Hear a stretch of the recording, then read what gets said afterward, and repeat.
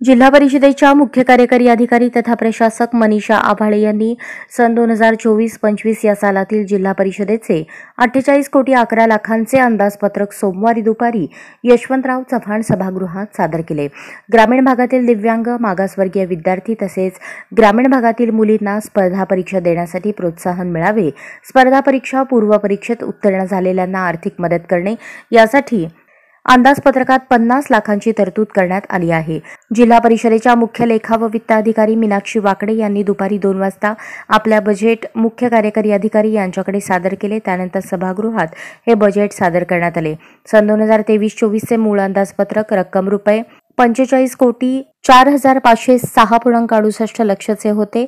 सन 2024-25 च्या मूळ अंदाजपत्रकात रक्कम रुपये 304.99 लक्ष इतकी वाढ करून रक्कम रुपये 4,811.67 लाख चे मूळ अंदाजपत्रक सादर करण्यात आले।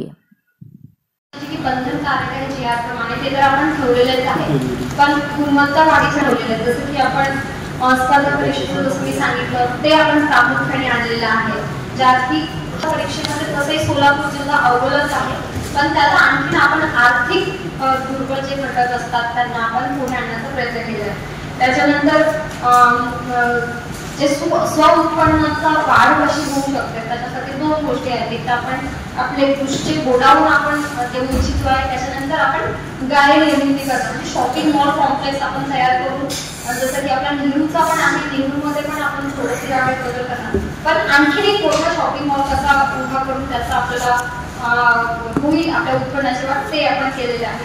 त्याच्यानंतर लेबर रूममध्ये काय होतं ना, आपल्याकडे डिलिव्हरीज होतात, पण बऱ्याच ठिकाणी असं आढळून आलेलं आहे की त्याच्यामध्ये आधुनिक जे यंत्र असतात, सामग्री पाहिजे त्या पद्धतीची दिसून येत नाही, ज्या की मग प्रायव्हेट क्लिनिककडे किंवा प्रायव्हेट नर्सिंग होमकडे जाण्याची जो प्रमाण ते जास्त आहे।